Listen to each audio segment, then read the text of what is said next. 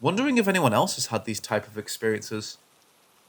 When I was a little girl, like from a toddler through to 10 years old, I'd be scared to death to sleep alone. My parents were pretty nice to let me sleep in between them on their calking most nights. There were a few nights that I remember extremely well, ones that have haunted me for years.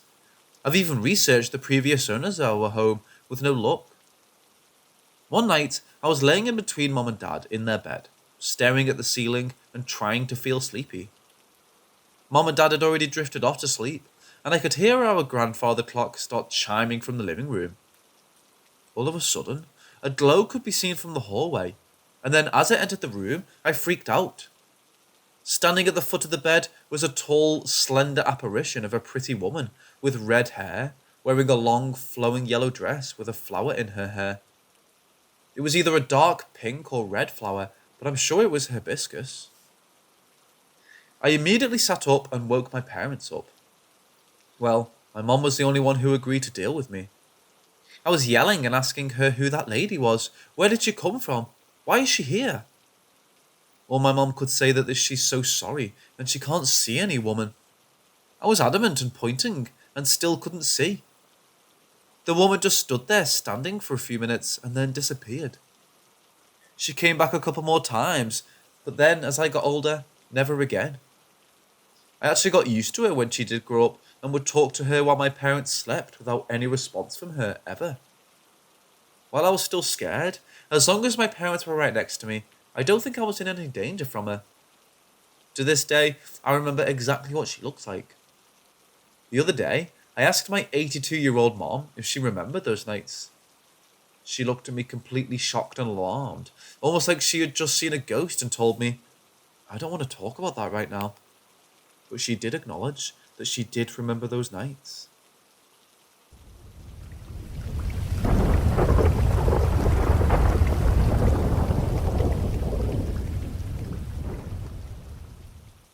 About a week or so ago, I had some strange dreams. I lost my dad in 2012.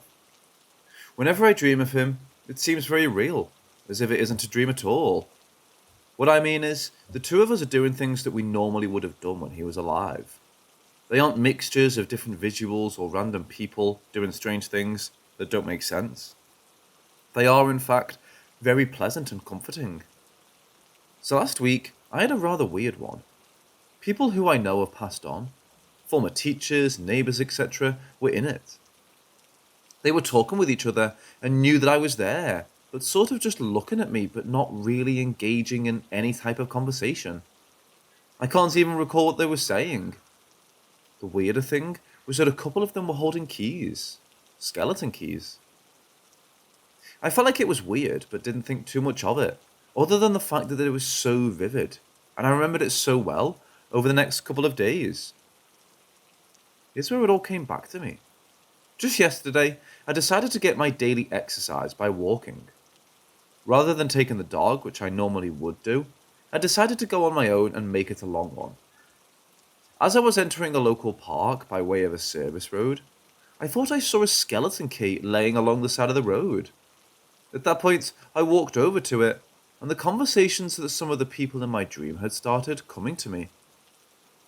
They weren't anything out of the ordinary, just things like what they ate and how nice the weather was. I knew at that moment that I was remarking on the weather with my girlfriend on that day that I had the dream. No big deal. I always try to make sense of my dreams and connect them to my activities that day. I had no idea if it was really what they said in the dream or if my imagination was starting to make things up. I stared at the key for a second and then just shook my head and smiled. It wasn't a key at all, but just a piece of rust. Literally, before I could turn back to the direction in which I was walking, a loud sports car with blaring music came around the bend at a high rate of speed, right through the section of the road that I was standing on before I saw what I thought was a key. It scared the hell out of me. I had my AirPods in and never would have heard it. It's very unusual for anyone to drive through that park that fast. It took me about a minute to wait for my heart to stop racing. At that point, I turned around and walked home. It took the wind out of me and literally exhausted me.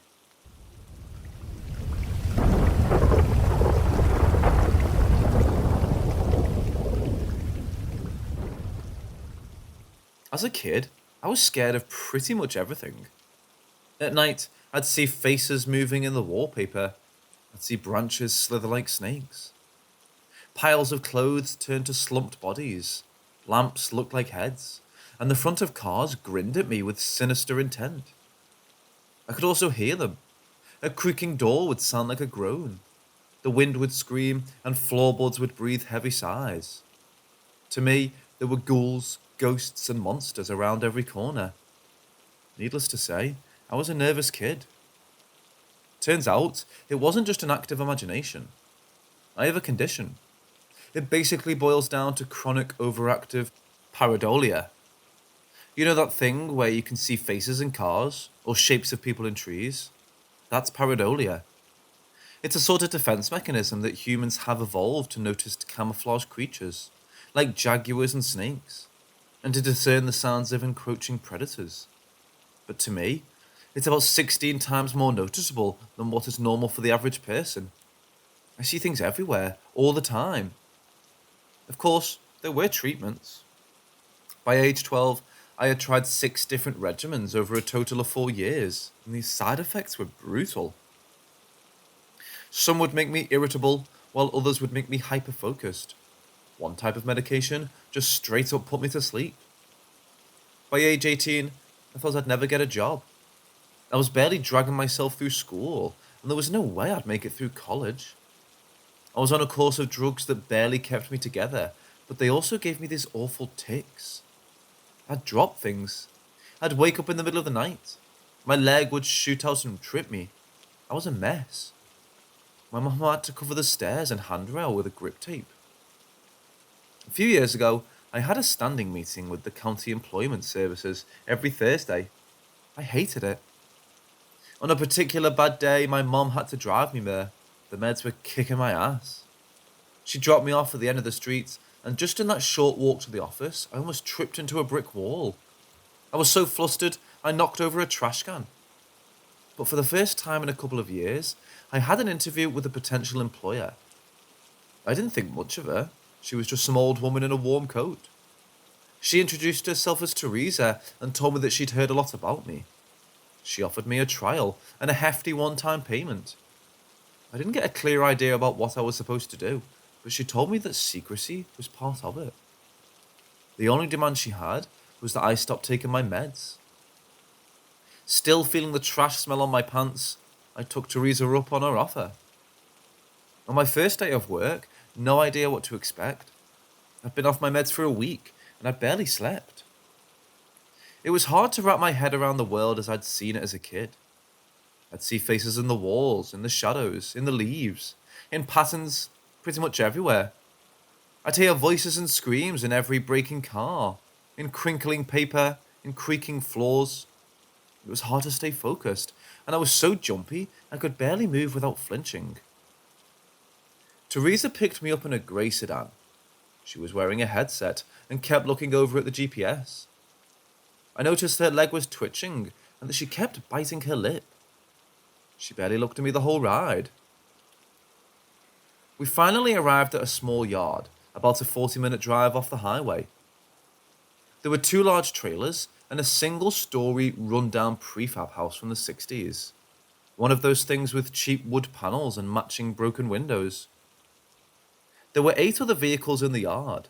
4 sedans, 2 vans, a jeep and a bus. They'd set up warning tape, a command tent with laptops and an antenna, spotlights, and half a dozen crates covered with blue tarps. There were armed men with assault rifles, security personnel with handcuffs, and a couple of medics standing by with first aid kits and stretchers. I was swarmed as soon as I stepped out of the car. They fitted me with a headset, protective gloves, a heart monitor, and tagged me, with a plastic ribbon around my left wrist. All the while, Teresa was just looking around, a bead of sweat stinging her eye. "What are we looking at?" she asked. 3? 4? "Just one," I heard in the headset. "We got it early. You got the spot?" "On site," she responded. "Any blues?" "No blues. We're clear." Teresa finally turned to me. She faced me, put her hands on my shoulders, and talked slowly. "This seems like a lot," she said.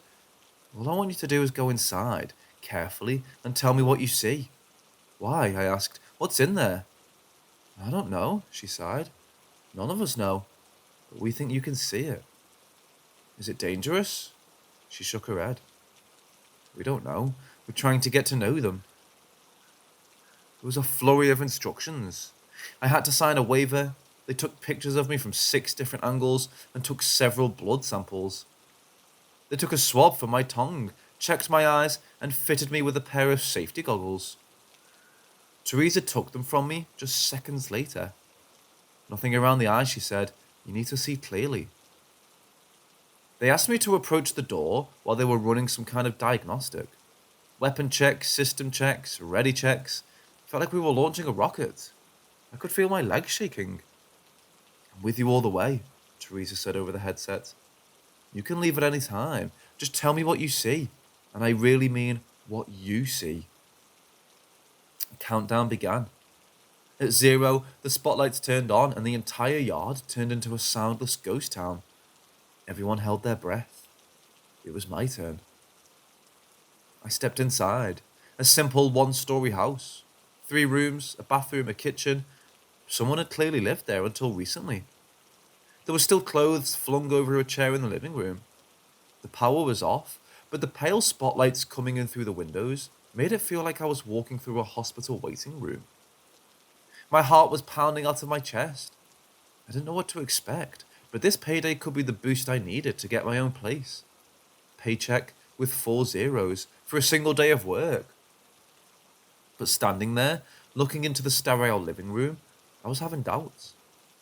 What do you see? Asked Teresa. Notice anything? No, just furniture. A couch, an old TV, a fancy carpet, nothing out of the ordinary. I just walked around, saying out loud what I was seeing. As the minutes passed, Teresa was getting impatient. These are just things, she said. I need you to tell me what you really see. I entered the bathroom and immediately felt this awful feeling in the pit of my stomach. A noise tickled my ear. Looking in the bathroom mirror, I could see something moving behind me. In a heartbeat, I caught a glimpse of a pair of blue eyes. I turned around, screaming, Something moved! I flung myself backwards, closing the bathroom door with the tip of my fingers. I stumbled, tearing down the shower curtains and crushing a cockroach. Laying there with my feet in the air, I tried to remember to breathe. Rarely have I ever been so scared that I had to remind myself to breathe. My fingers tingled with adrenaline. Tell me what you saw, Teresa yelled. What's in there? Blue eyes. It had blue eyes. Did you see where it went? I didn't. To the best of my knowledge, it was still outside the door. Look again, she continued. Look again, and then get out. She had to coax me out of the bathtub. She encouraged me, spurred me on, and reminded me that I had to leave that room one way or the other. It probably took them 15 minutes to get me out of the tub, and when they did, I could barely feel my feet. When I finally opened the bathroom door, I couldn't see anyone. The hallway was empty. I carefully stepped out, looking around. Nothing. Standing in the middle of the living room, I felt like an idiot. This was exactly what I was taking my medication for, paranoia and sudden bouts of fear. It dawned on me that maybe I was influenced by all the people outside and their preparations. I was walking in here expecting to see something. They'd worked me up, so of course I was seeing things. But then again, there was an odd painting on the wall that I hadn't paid attention to earlier. It was the strangest thing. It was sort of a thrift store painting, showing 2 women walking across a bridge on a hot summer's day.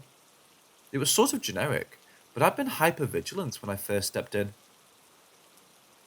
You know that feeling when you say a word over and over so many times that it sounds like a noise? That's the feeling that fell over my eyes. The picture started to blur and disappear, turning into swirling colours. And there, in that blur, I saw those blue eyes. There were small blue spots in the water, on the sides of the bridge in the painting. That's what I'd seen. And there, I'd seen a face. Something blending into my sight and disappearing. And for a second, I knew for certain that I hadn't seen this painting when I first stepped inside, and now it knew that I could see it.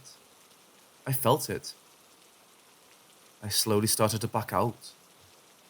"There's something in the painting," I whispered. "In the living room."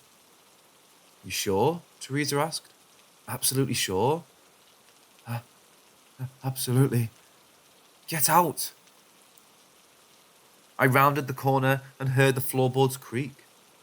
I could no longer see the painting, but I could sense something move. Backing out of the front door and into the cool autumn air, I could feel hands on my shoulder. Armed men pulled me back, and paramedics started to check my eyes with flashlights. They asked me all sorts of personal questions, like my name, my mother's maiden name, and the name of the president. I was told to lay down as I heard a team breach the house with stun guns, cattle prods, nets, and a crate. Laying there and feeling the pressure subside, I just cried and laughed. I didn't even notice Teresa sitting down next to me. I was given a cold drink and a pill, and I took it without a question. "You did good," she said. "You're done. You're done." "What was that? What's in there?" "Something only a special mind can see." That was my first time working with Teresa. Over the coming years, I'd be called in about once or twice a month, and the pay I got from those few days were enough to get me out of my parents' house. Teresa would check in on me weekly, and I had to submit to regular checkups, but more often than not, I was completely off the leash. I started to learn a bit more about the company I was working for and what they were doing. I started getting payments from Hatchet Biotechnica, a subsidiary of Hatchet Pharmaceuticals. My official title was contractor, a title that was repeated like a name. Teresa started going into greater details on what to look for and how to act, but that first mission was a sort of test to prove myself. I had no idea what I was actually proving, but it felt like my tendency to discern patterns and seeing dangers helped me along. I learned a bit more about their procedures. For example, they were adamant about checking for blues. This meant surveying the nearby area to look for some kind of infection, usually taking the form of discoloured flowers, most often blue. But not always. Sometimes tulips, most often sunflowers. Once they just found a bunch of teeth sticking out of the wall. Whenever they checked for blues, this is what they would look for. Something overtly strange and unnatural. When something like this was found, the whole mission would be called off, and they would use controlled explosives just to take out the entire area. In more populated areas, they'd set up tents and use flamethrowers. I remember once, the week before Christmas, when 6 men with flamethrowers were called in to burn down a greenhouse. I'll never forget the way the flames reflected off their visors. To them, it all just looked like flames, but I saw something else. I saw bodies wreathing in the flames. I heard screams on the shattered glass, and in the charred remains of melted plastic, I'd see painted faces glaring at me with hateful black eyes.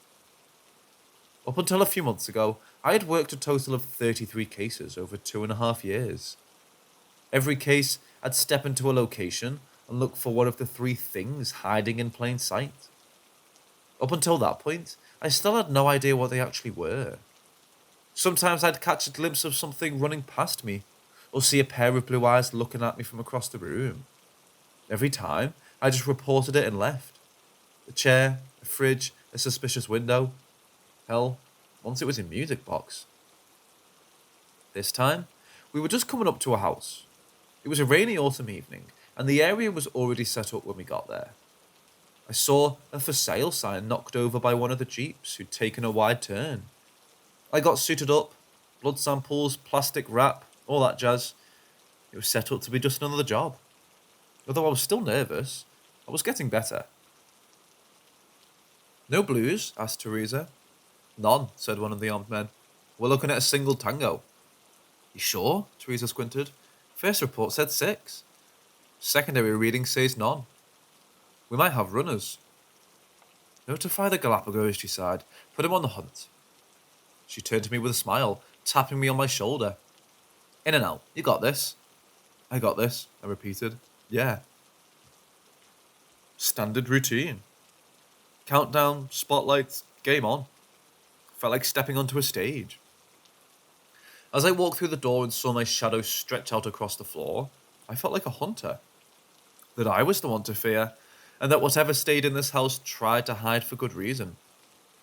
The floor's crooked, I noted. Strange place. You sure? Yeah, I nodded. Definitely. I steadied myself and started checking the rooms one by one. I waited for that feeling to emerge. My eyes see through the obvious and see the picture beneath the picture. The blue eyes emerging from nothing, and the patterns of shadowy figures growing clearer. Just relaxing and expecting that feeling to wash over me was enough to put me at ease. But I could still feel a primal part of me tickling my nerves, expecting me to panic. But nothing happened. I checked the kitchen, the living room, the bedroom. There was nothing. Just a strangely crooked floor, empty rooms, and the echo of my own footsteps. An empty guest bedroom with a single window. Through it, I imagined scowling faces in the trees outside. 20 minutes passed, and I got nothing. I reported to Teresa, and she assured me we were still getting readings from inside the house. Something was still in there with me, but I hadn't seen anything. I went through cycles of denial, fear, and anger over and over. What was I missing? Finally, I just sat down in the middle of the living room floor. I scratched my eyes, sighed, and tried to relax. Teresa, I'm not feeling it. Are you sure? There was no response. Teresa? Yeah, she responded, absent-mindedly. Yeah, no, We're good. Hold on for a minute. We're good? I asked. What do you mean, we're good? Again, no response. I stomped around for another 10 minutes before I went up to a window facing the front yard. It was hard to see through the glare of the spotlight. Teresa? I'm coming out. The place is empty. As soon as I opened the front door, I saw 24 faces fixed on me. Maybe they were surprised to see me, but I got the sense that there was something else. I could tell something was off. They all looked at me with strange expressions. Some neutral, some smiling ear to ear. One of the paramedics just stared at me with slack-jawed terror.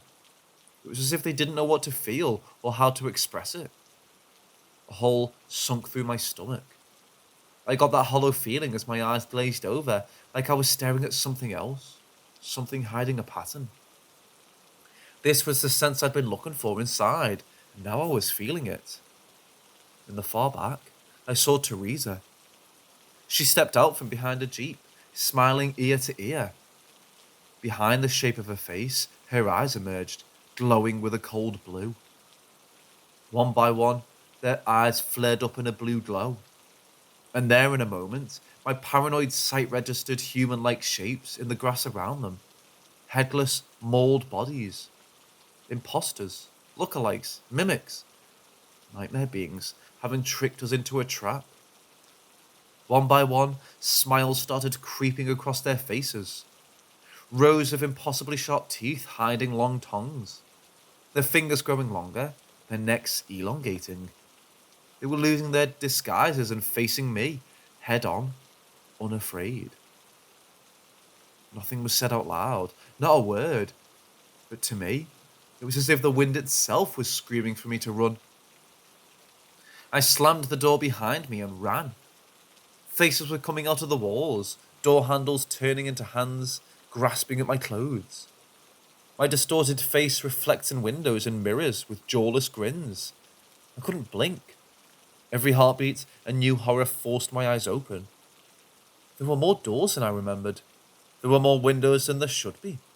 The kitchen suddenly had a skylight, and there were 4 fridges. Countless paintings had appeared in the master bedroom, depicting cruel and blood-drenched horrors. They were already here, trying to surround me, and my mind was racing to remember what was real and what wasn't. Rushing to the back of the guest bedroom, I remembered there being only 1 window. Now, there were 2. I had to roll the dice, take a guess, do something. As I grabbed the window frame, I imagined teeth slamming into my hands, tongues licking across my palms, wide smiles saying their hunger. But this time, it was just my imagination. I burst through the window and took off running into the woods. Through the night, I just kept going. My chest hurt from holding the screams in.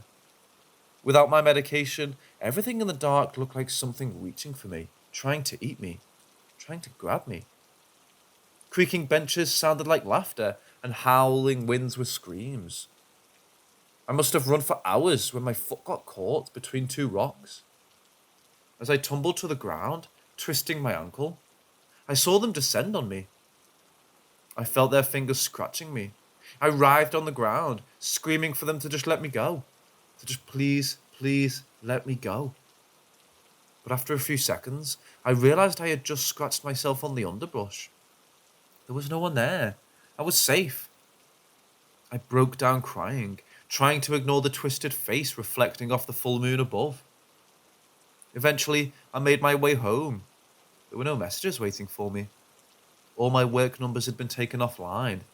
All ways to contact them were gone, and there was no info on the firm that hired me.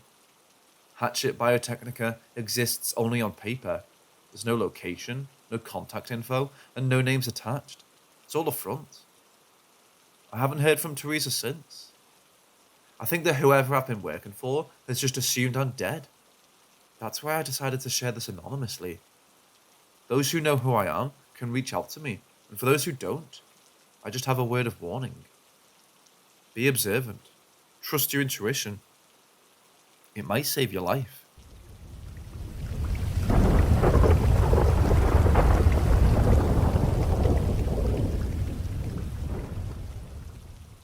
This happened today at work. I'm currently TDY at a military base in Kansas, Fort Riley.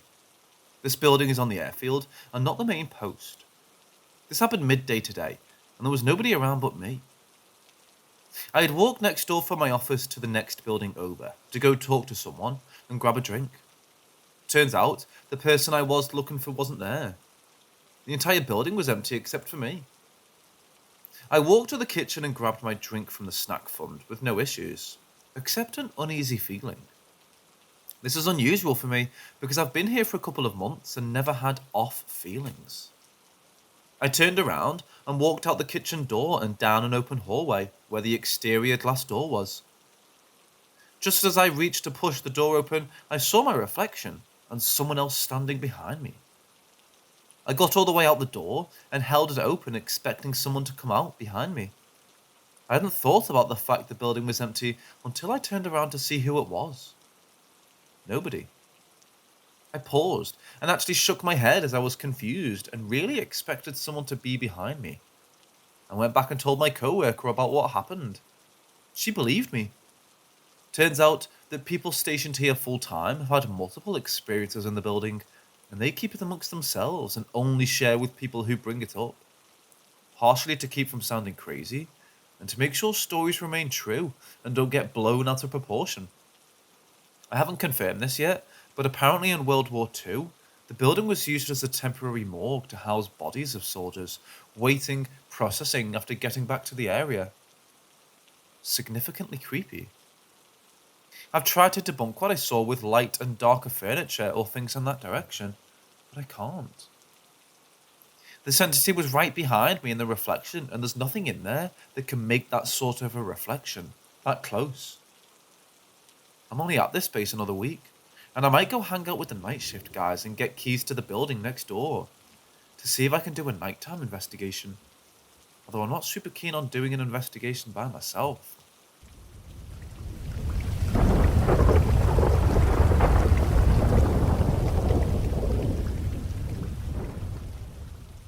So a couple of years ago, I worked at a hospital as security. As part of the security duties for the second shift, it was to lock all the doors downstairs in the basement of the hospital. The type of things down there range from offices, supply rooms, bathrooms, and the morgue.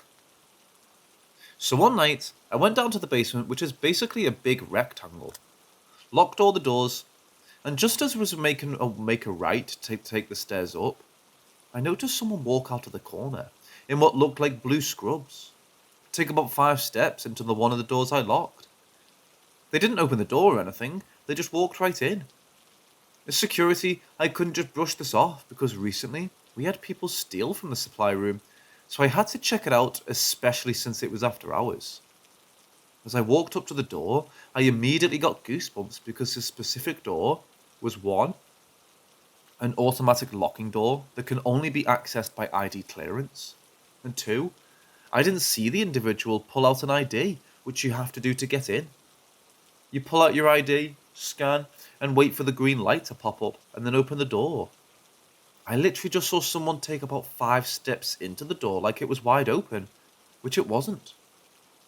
This door automatically locks and closes itself. So I think to myself, well, if somehow someone accessed the door after hours, they aren't allowed to, so this might be the person that's stealing stuff. If a nurse or someone needs to go to the supply room, they call security, and security escorts them because of stealing incidents. So I pull out my ID, scan it, and open the door. I walked in and saw nobody. Then I opened all the closet doors to confirm nobody was hiding, and then immediately got the fuck out, because I was 100% sure I just saw a ghost. Later that night I got a call from the ER department to escort a nurse down to the supply room, and we made sweet, sweet love. Lol, I wish. What actually happened was I escorted her down to the basement into the supply room and told her what I saw. She then shuffled through some boxes in the supply room and pulled out the same exact looking light blue scrubs that I saw the ghost wearing. Except they weren't scrubs, they were the blue gowns patients wear inside the hospital. So what I saw that night was a patient ghost walking around the basement. After this experience, I definitely believe in ghosts in the afterlife. Till this day, I kick myself for not looking at the cameras that night.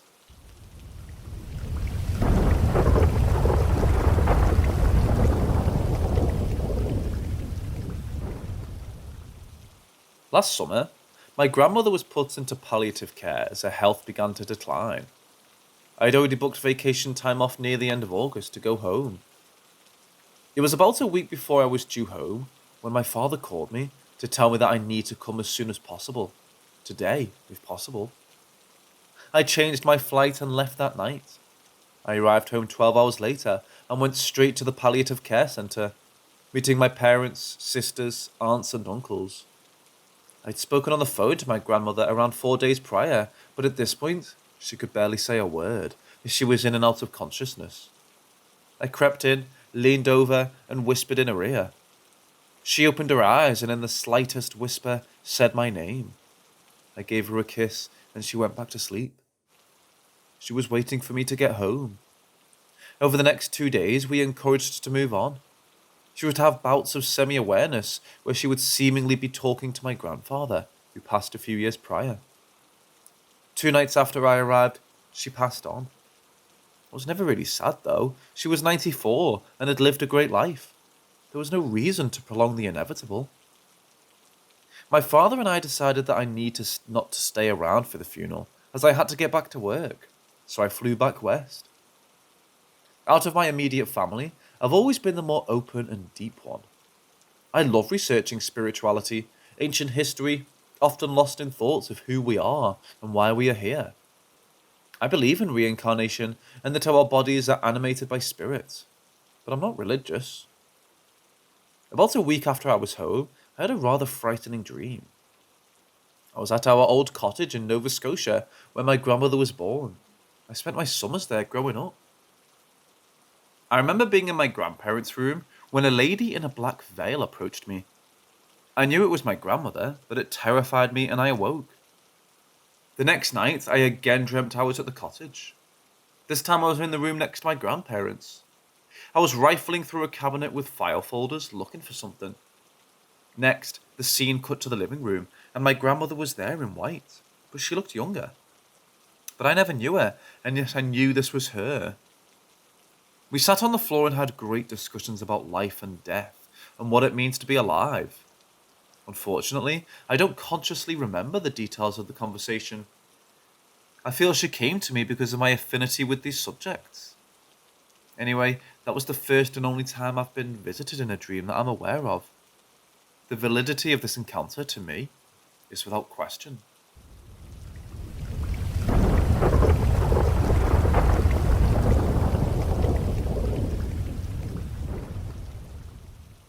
Everything started in my old apartment right after I had my daughter. For the longest time, me and my roommate would hear and see things. My roommate would be in her bed with the door open reading, and she'd see little blue lights come up the stairs and into my bedroom during the day. There was one time that I heard what sounded like a towing chain fall to the ground, but we didn't have one. I looked all over our apartment and didn't see anything that could have made that kind of sound. I've also had things thrown from one room into another room as I was cleaning. Well, after I had my daughter, I had these weird feelings like I shouldn't be touching her. It was as if every time I picked her up, I had this feeling like something was going to attack me for touching my child. When I tried to explain this to my husband and his friend, they both laughed at me and said I was crazy. But in the same moment, a crack came from the ceiling where the baby bed was on the second story, and my daughter started screaming. I ran upstairs and grabbed her, and came down and just cried because no one believed me and I didn't know what to do. 2 months later, we bought our new house. Everything seemed fine for a long period of time. When my daughter turned 4, she started telling me how there was a man named Dwayne in her room. When I asked her what he looked like, she responded, "He's brown with a white shirt." So when I asked her, "Does he say or do anything when you're in there with him?" she just said no. He just watches and smiles at me while I play. So I let it go. Then a couple of months later, she started talking about what she called the silly guy. The way that she described him was not so silly. She told me that they were black and had red eyes. She even told me that the dad was the mean one. So because I'm a full believer in the paranormal, I took it on myself to start carrying a Bible around her room and yelling things at it. I basically yelled that I had no permission in the name of Jesus Christ to touch my daughter, and that it was no longer welcome in my home. It's been a few years since then, and all has been quiet. My daughter is now 11. In December, we started renovating the inside of our home. I went to my daughter's bedroom and saw what I thought was her leg on her bed. And I asked her to please get out of bed. Your dad and I need your help. I continued talking to her and then walked out of the room. When I came into the living room, I looked out the front door. And there's my daughter walking through the front door. I stopped and said, "No fucking way." I went to her room immediately and saw no one was in her bed. My husband and his brother just laughed at me and said I was being stupid. A month later, I woke up at 12:30 or so, and our dog is staring at my dresser and growling. There was nothing there. And just last week, I picked my daughter up from her grandparents' house and noticed that our house was completely dark from the outside. But as soon as my daughter walked to her room, she yelled, "Mom, something's wrong." I walked to her room and she opened her door. Her colourful disco ball was going off. She's had sleepovers before with it going off, and you can see it through the blinds. It was pitch black when we pulled in. I have no clue what's going on, but I feel like it's attached itself to her and just remind me it's still there. I have no clue what to do about it.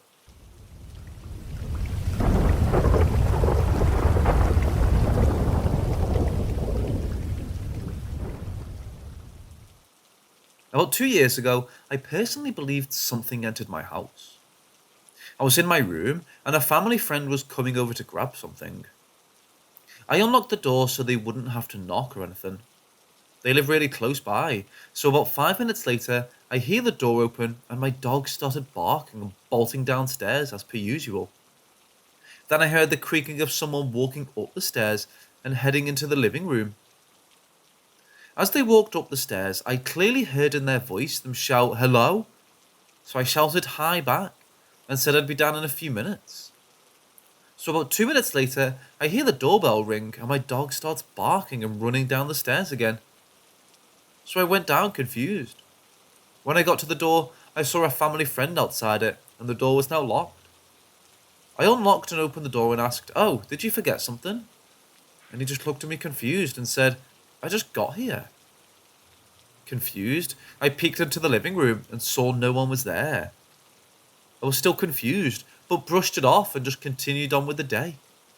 Although the more I thought about it, the more unsettling it seems. Think about it. Something opened the door, locked it, mimicked the person's voice perfectly, then walked upstairs and disappeared. And I know I didn't just hear something, as my dog reacted to it too. Doors can't just lock themselves. I tend to tell this story to people who will listen. Some think I just heard something or imagined it, but others truly believed me. I don't know what happened that day myself, if I'm being honest.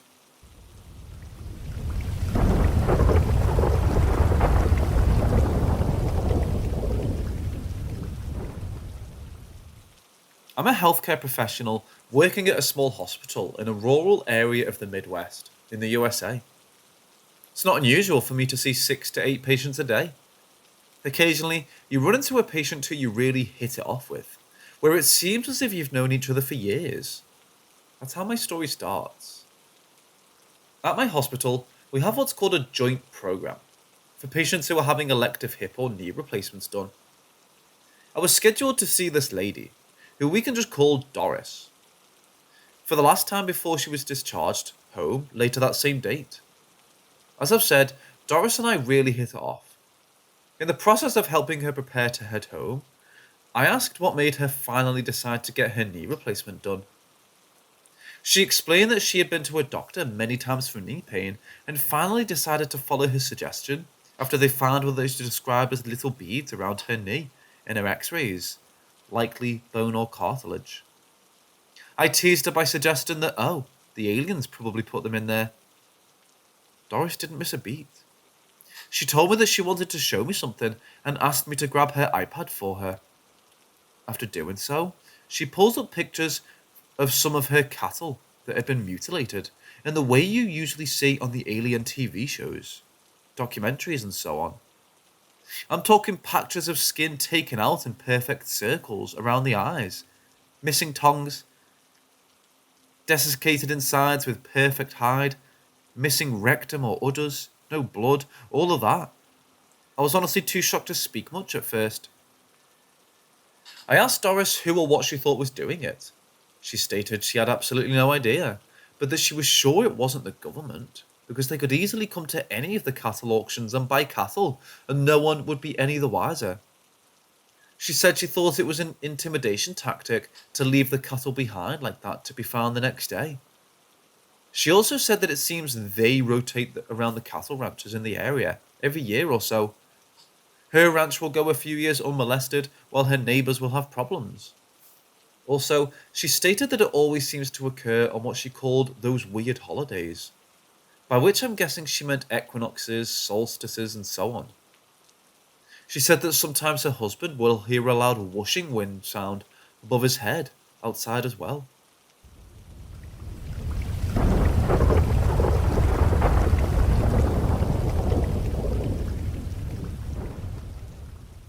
I'm a therapist in a small rural hospital in the Midwest.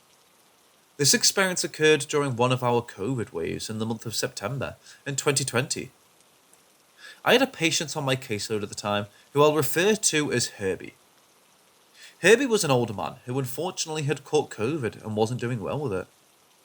My job was to come visit with him during his stay to assist him with completing exercises, using the restroom, getting cleaned up, etc., to help him stay active in the hopes that if he recovered, he wouldn't be too debilitated. Unfortunately, this wasn't to be. Herbie and I had a good rapport. We were both Catholics and enjoyed talking about the various goings-on in our diocese, talking about the priests, some of the beautiful older churches in our area, and discussing his life up until that point. He had just finished on a cabin that he was planning on spending the remainder of his life in, and really missed his dog. I remember Justice Ginsburg had recently passed away, and this was on the news every time I came to see him. Herbie's health did begin to take a turn for the worse, but I was sure to make him time to come see him, even just to do something simple so I would have the opportunity to keep him company for a little while. He had been in the hospital for a week at this point. We assured each other of our prayers every time we had to say goodbye. My manager needed my help on our inpatient rehabilitation floor one day, and I was unable to see him. Late that night, I sat down to pray the rosary. I'm pretty serious about my faith, and so I sometimes like to set the mood, so to speak, when I pray, to aid in my meditation on the mysteries. I'll sometimes light some candles and burn some incense to create a chapel like atmosphere. It had to have been a Tuesday because I was praying the sorrowful mysteries. I couldn't keep my mind off Herbie the entire time I was praying and was distracted to the point that I stopped to try and clear my mind. I noticed that the incense I was burning was producing an uninterrupted flow of smoke all the way up to my ceiling, with no breaks or curling. Yet my two candles were flickering like crazy. The vibe in the room really changed when I noticed that, but I refocused and then finished the rosary. Still, though, I was unable to keep my mind off Herbie. When I finished, I put my rosary away and sat there for a few minutes to think about what was happening. The incense and the candles were still acting strangely. I didn't feel a chill or anything like that, but then I heard a very strange sound that I can't really explain. The best way I can say it is that I had a garbled or guttural quality to it. Me hearing a sound at all is pretty unusual because I have profound hearing loss, and without my hearing aids in, there's a lot of noises that I simply will not hear. Then, my phone at the opposite end of the room from me began to go off. I get up to shut the thing off and I'm feeling pretty on edge. My phone was on the Google Assistant screen where you can talk to it and have it look things up or whatever, and the time read 1:17 a.m. At this point, I have an idea of what may have happened, and I'm sure anyone reading this does too. I fell asleep that night praying Hail Marys for Herbie. The next morning, the very first thing I did when I signed onto our patient information program was look up Herbie. He had indeed passed away that night at 1:12 a.m. I was stunned. I went to the nurse's station at our COVID wing to try to get some information about what had happened that night. But of course, there was another crew of nurses there. I heard through the grapevine months later that there were many patients who begged for time with a priest for last rites, anointing of the sick and so on, but these requests were ignored or denied since there was a strict no visitor policy in effect at the time. Besides that, I don't think the diocese would have allowed priests to enter the building anyway. I'll leave my opinions on that whole situation to the side for now. I've sat on this story for a few years and have only shared it with family and some of my close friends. It had an effect on me that I struggle to explain. I considered going to a priest to discuss it, but I've never worked up the nerve to do so. I just don't think any of the priests in my area would be very helpful.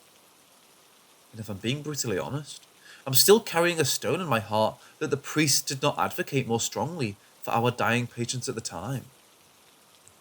It feels nice to get the story out in a somewhat more public way.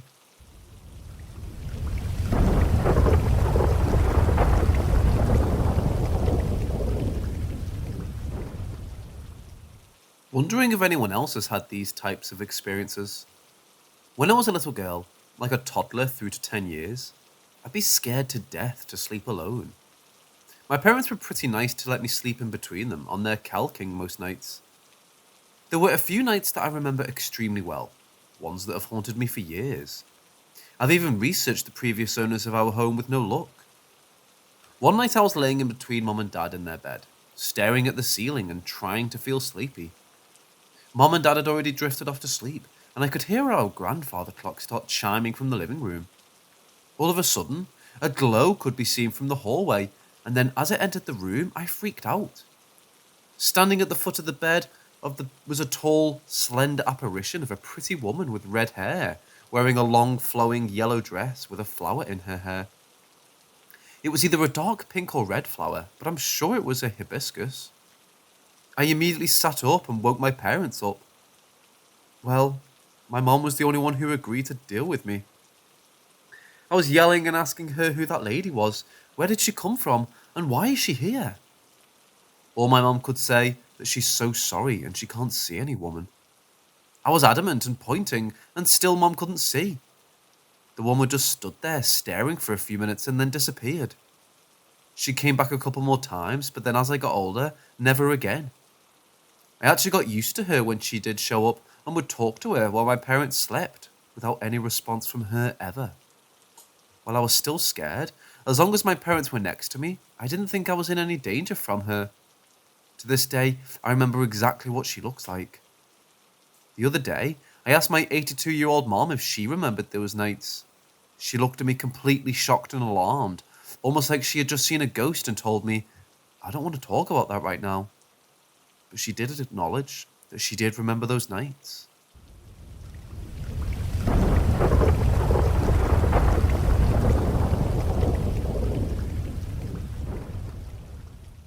I've been struggling with anxiety and depression for the past years, but this went to break more than usual. And this afternoon, for whatever reason, I decided I wanted to take one long trip down memory lane. So, I plugged in my external DVD reader and started looking at old photos and videos from when I was 10 to 15. I'm 24 now. I stumbled upon a picture from 2006, Christmas Day, with me, my sister, my uncle, and two second-degree cousins whom I just met for the first time. It's not important, but they were 24 and 22 at the time, and were the sons of the aunt's sister. I was watching all these old photos with my mother and sister. After feeding my need of watching old embarrassing photos of my family from back in the day, I went outside for a smoke. When I came back, my mom was literally shouting when I rang the bell that the weirdest thing just happened. She was cleaning the kitchen table, and my father's cell phone was on the table alongside other things. And she just piled them up together and moved them on the chair that was nearby. After 10 seconds, the phone started saying something of the likes, "The number you're trying to reach is non-existent." My father picked the phone up, and it was trying to call my dead aunt's old number, which was saved in my dad's contact list from all those years ago. It hadn't been used since. He freaked out on how it was possible, because the phone unlocks with the pin of the fingerprint. And anyhow, even if it magically unlocked, it should have at least tried to automatically call one of the last dialed numbers, not a number that hadn't been used in 9 years. We're all pretty freaked out by this experience. Kinda gives us the chills.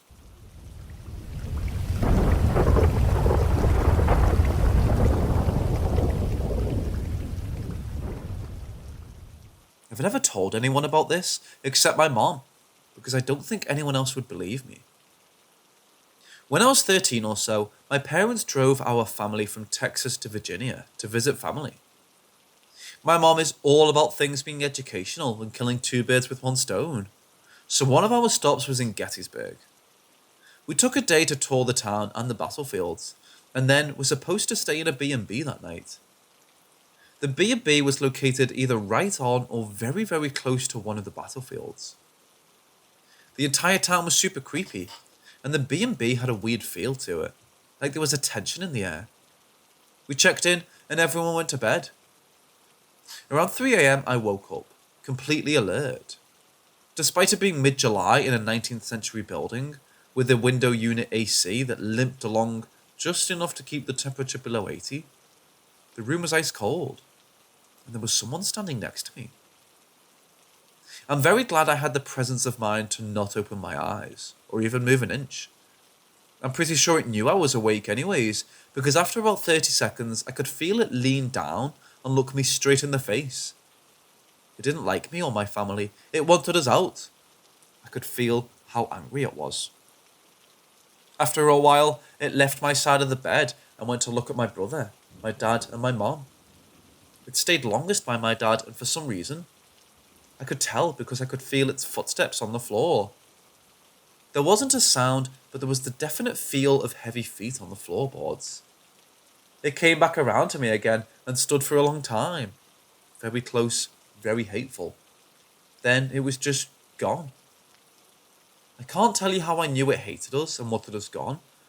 It was just like the feeling you get when someone is angry at you, but you don't know why and you're scared to ask. Turned up to 11.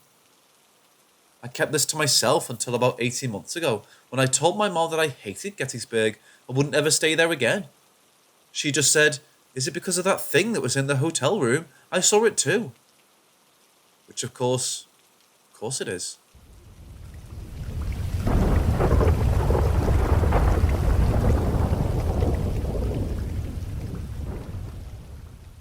Just an hour ago, I left the movie theatre after watching a light-hearted movie. Nothing scary at all. Right after, I went to a restaurant to get some dessert. I had a hankering for pie. As I was there, I felt this nope.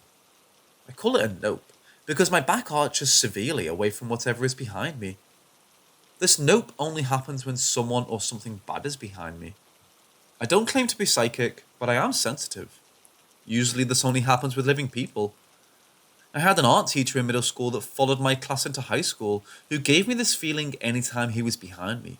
In the hallway, in the classroom, anywhere. If he was behind me, I'd feel it. Every now and then I get this feeling, and it usually goes away as soon as the person or thing in question isn't behind or around me. This feeling in the restaurant stuck the entire time I was there. I kept getting waves of it. It made me shudder, the kind of shuddering you do when something cold touches your back. Now let me say, I didn't feel cold, I just felt nope. After I was done, myself and the person with me, who I'd been relaying this nonsensical feeling to, went up to the register to pay. As we were up there checking out, I looked at the lady at the register and blurted out, "Is this place haunted?"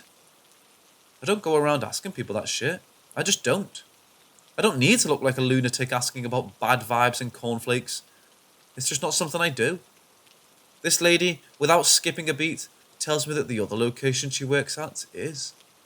She said she literally watched a printer nearly be pushed off a counter in the back room. And another person there witnessed it too. And it was caught on security camera. She said she and the person who witnessed it were both working at the restaurant I was at tonight.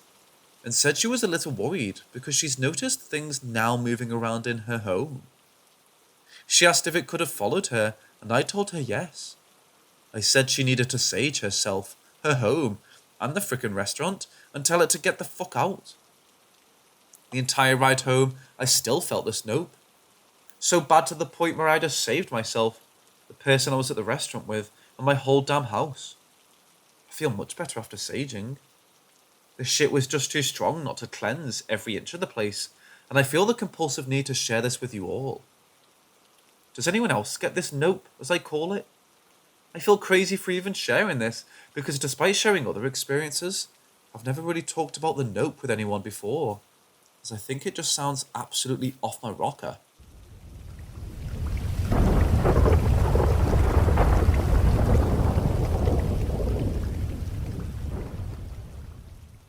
I used to live with my best friend and his family in high school. The house was an older, run-down house in a very nice part of town, so it stuck out quite a bit. The entrance to the den was covered with a mattress leaning against the doorway because water damage made part of the ceiling fall in, and none of us had the funds to fix it. Half of the kitchen was the same way, and most of the windows in the house were covered up with cardboard or whatever else my buddy and his brothers could find. So the inside of the house was quite dark and eerie already. It was a well-known drug house for years from members of his family dealing and using drugs. So the house had seen its fair share of strange people and violence. So let's just say there was always this kind of bad vibe hanging about. I have many stories with this house, but the one that stuck with me the most is this one. I was laying in my bed one night watching TV, trying to fall asleep since I had school the next day. Watching Cheech and Chong's Up in Smoke on the TV at the end of my bed. I would close my eyes and then crack them slightly when I would hear a funny part come on the show. I did this for about 30 minutes until I got cold, so I covered myself up. I was almost asleep and cracked my eyes one last time and saw this solid black figure with a large, strangely shaped head fall out of the wall above my TV and land on my bed, sprawled out over the top of me. It was really tall, no apparent face, and silent. I flinched, closing my eyes, and jumped up with my fist balled up, and when I opened my eyes it was gone. But I heard a shuffling past my bed to the closet and saw my clothes moving, like someone had run in there. Completely terrified, I started to say out loud that this is my space and it wasn't welcome. That I live here now and it won't get rid of me and I will not be scared or terrorized of it any longer. But after this incident, I didn't have any more paranormal experiences to this degree in the house, other than things moving or always feeling watched.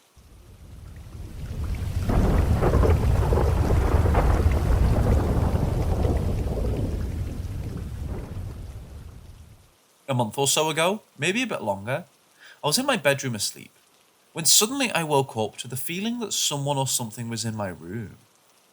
I looked up the area beside my bed to see some dark figure standing within 2 feet of me.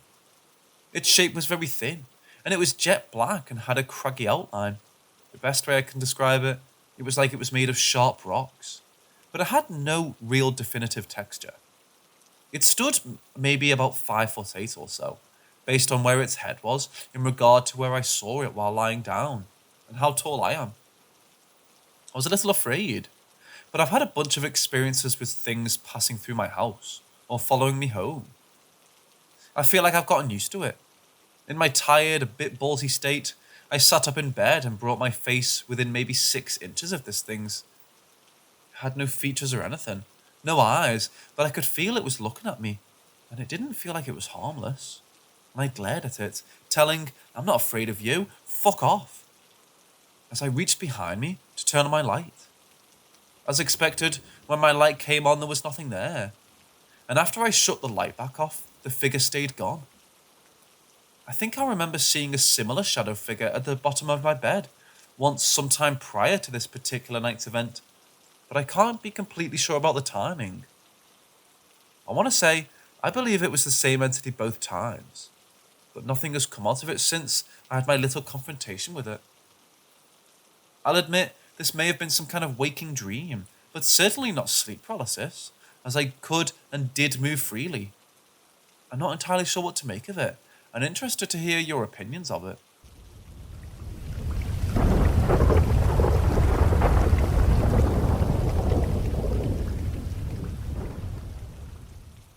I give ghost tours through a small haunted house attraction at my local theme park as part of a side job I have on weekends. And today I had some weird experiences. The place I work is notoriously haunted. Security guards report seeing orbs floating down the street on security cameras at night. Friends have reported seeing a little ghost boy or being pushed by a man in another area of the park. And I myself have had one or two very minor instances at work experiencing the paranormal. But today it was a bit more than usual. Today, as I was waiting at the entrance, just hanging out waiting for guests, I heard whistling coming from inside the haunt. Nobody was in there, and there was nobody around since it was near opening time, and not many folks had come in yet. Later on, as I was finishing a tour, I heard the loud thumps of someone walking over a bridge farther back in the haunt, when nobody was back there. Because we closed the entrance behind us as we take tours through, my whole group was present and accounted for, and I was the only tour guide on staff at the time. Now, I've had sensors go off around me, heard footsteps, and had a general feeling of being watched while alone in the haunt, but these occurrences that happened today were the most direct and obvious. And the distinct sound of someone walking over the bridge happened with other people around me. Weird stuff. But that's why I love working here,